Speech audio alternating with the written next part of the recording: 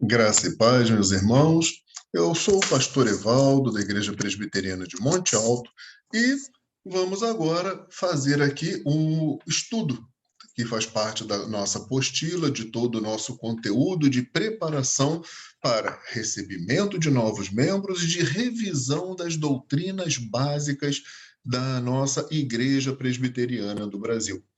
Então, vamos colocar aqui no material que vamos acompanhar. Pronto. Já aparece aqui na nossa tela. Cadê? Tá aqui, agora veio. Agora vai aparecer na nossa tela. Tinha clicado errado. Pronto. Já está na nossa tela. Eu estou pequenininho aqui no canto. O nosso assunto hoje é a lição 5, liderança. E a liderança, ela está baseada nos textos que estão em 1 Tessalonicenses, capítulo 5, versículos 12 e 13. E diz assim: agora, vos rogamos, irmãos, que acateis com apreço os que trabalham entre vós, os que vos presidem no Senhor e vos admoestam, e que os tenhais com amor e máxima consideração por causa do trabalho que realizam. Vivei em paz uns com os outros. Quem são esses? Quem são esses a que o texto está se referindo? Da mesma forma, em Atos, no capítulo 20, no versículo 28, vai dizer: atendei por vós e por todo o rebanho sobre o qual o Espírito Santo vos constituiu bispos, para pastoreardes a igreja de Deus, a qual ele comprou com seu próprio sangue. Queridos, desde já explicando que o bispos ali, a sua palavra no original grego, é exatamente a mesma palavra para se referir a presbítero. E nós, na igreja presbiteriana, como vamos ver, temos dois tipos diferentes de presbíteros. Mas vamos seguindo o texto para ficar bem fácil o nosso entendimento. Então, a liderança, nós vamos tratar de sistema de governo. Como a Igreja Presbiteriana do Brasil é governada?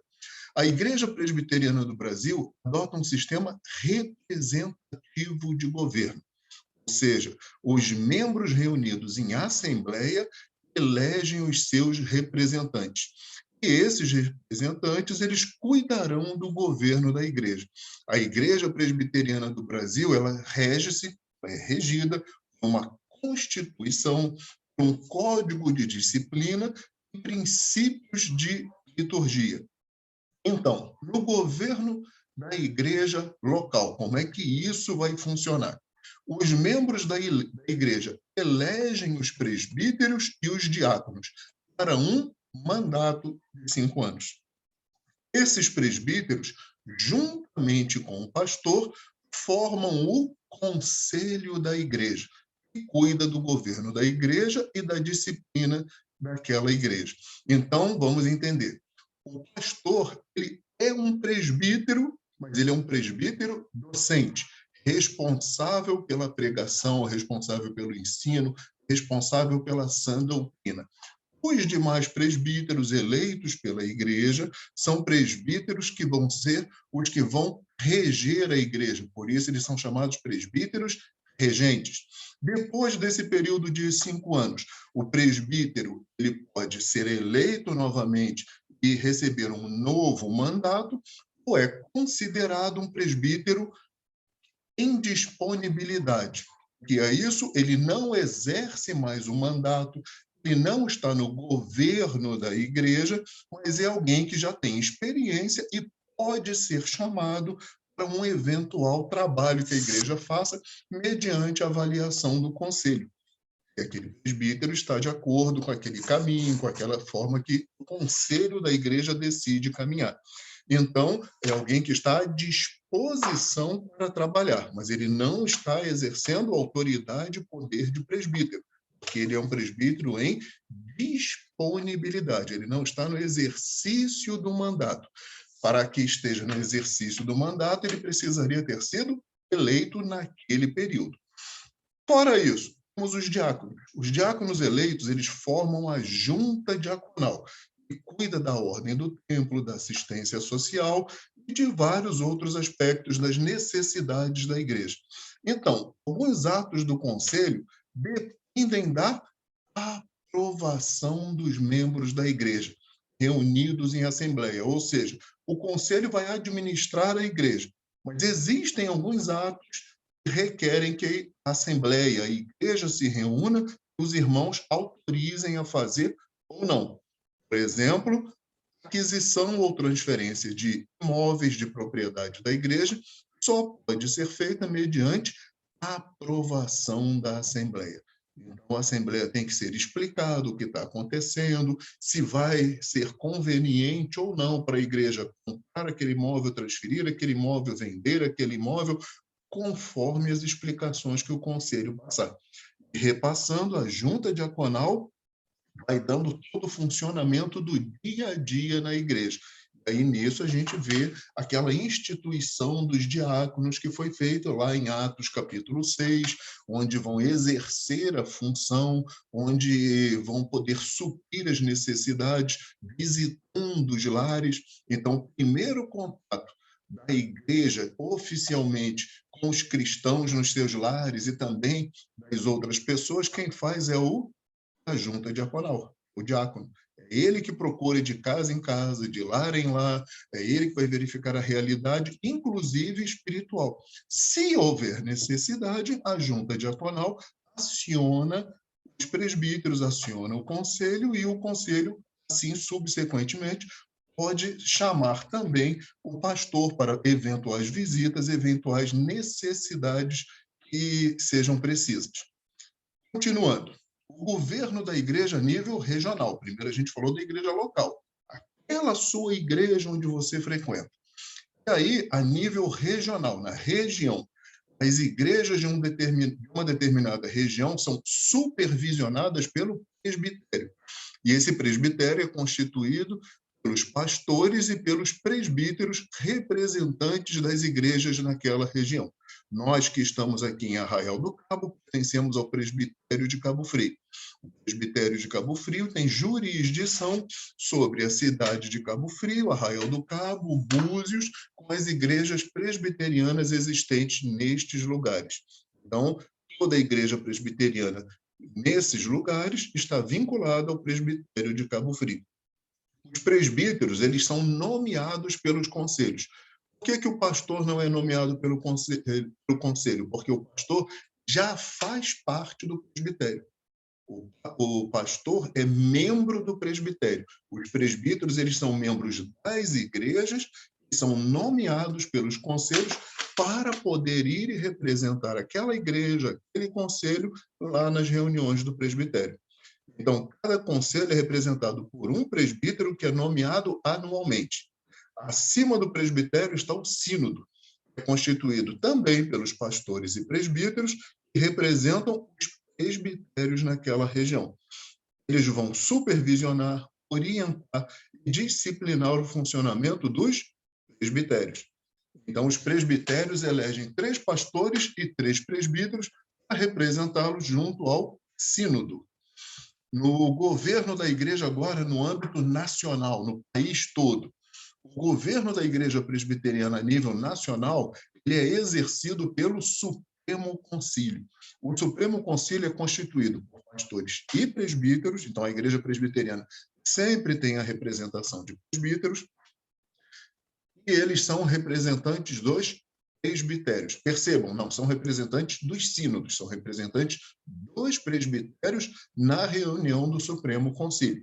O Supremo Concílio se reúne ordinariamente de 4 em 4 anos. Podem haver reuniões extraordinárias? Sim, elas podem ser convocadas. Mas o normal, o que sempre vai acontecer, é a cada 4 anos. Cada presbitério envia 2 pastores e 2 presbíteros para representá-lo na reunião do Supremo Concílio. Agora, entenda, o conselho, o presbitério, o sínodo e o Supremo Concílio são assembleias constituídas de pastores e presbíteros. Cada um dessas reuniões, cada uma dessas assembleias, elas recebem o nome de concílio. Então, todas as vezes e os pastores estão reunidos com os presbíteros, constituem um concílio. O concílio do conselho da igreja local é o concílio do presbitério, que responde por aquela região específica, o concílio do sínodo, que reúne ali um grupo de presbitérios, e a reunião do Supremo Concílio, representando todas as igrejas presbiterianas do Brasil inteiro. E isso também é válido para os demais países com o sistema presbiteriano.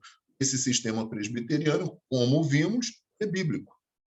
Então, nós nos reunimos para atender uma necessidade bíblica.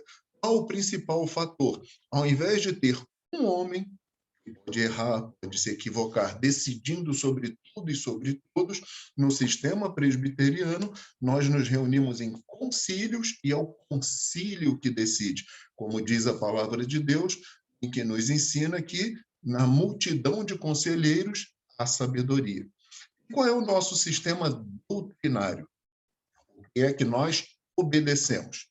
A Igreja Presbiteriana do Brasil adota como exposição das doutrinas bíblicas os seus símbolos de fé, tais como a Confissão de Fé de Westminster, o Catecismo Maior, o Catecismo Menor ou Breve Catecismo. Então, tem o mesmo nome. Catecismo Menor também é chamado de Breve Catecismo. Qual é a nossa única regra de fé e prática? A Bíblia.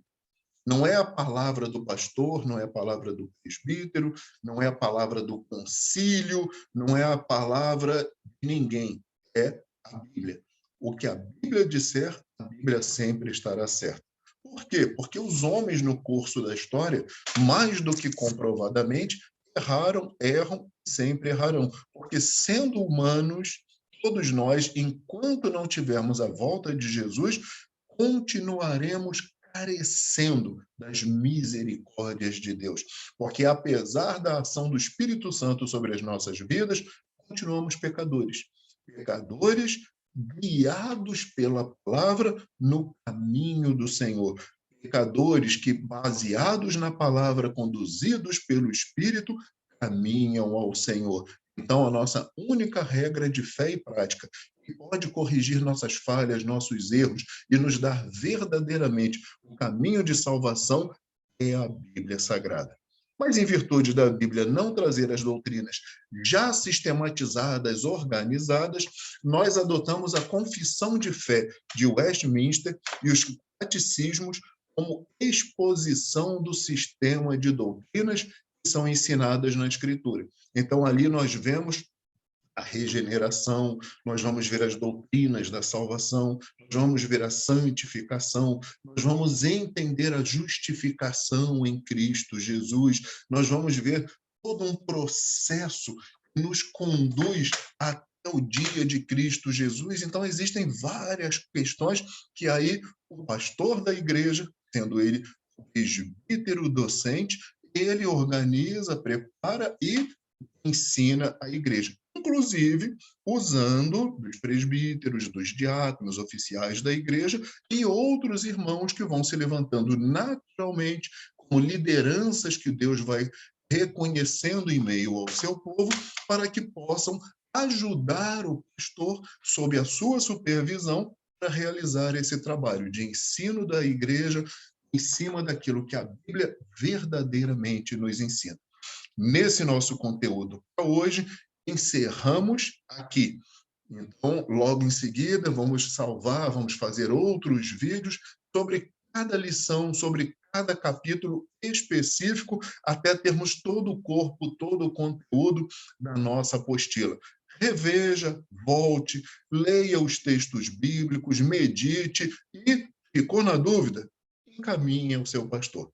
Pergunte ao pastor, entenda o que está acontecendo e entenda a sua vida cristã, porque essa apostila serve de revisão para quem já está na igreja, entender realmente como tudo funciona e quem está chegando, para que você faça sempre uma profissão de fé sólida, bem estruturada, sabendo a igreja em que você está, conhecendo a realidade.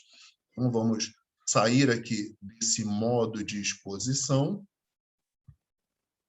Pronto. retornamos para cá e pedindo as misericórdias de Deus sobre a sua vida, sobre a minha vida, sobre a sua família, sobre toda a Igreja de Cristo, sobre a face da terra, nós encerramos amando o bendito Deus da nossa salvação. Que Cristo resplandeça sobre você, em o nome de Jesus. Amém. Amém. Encerrando, até a próxima.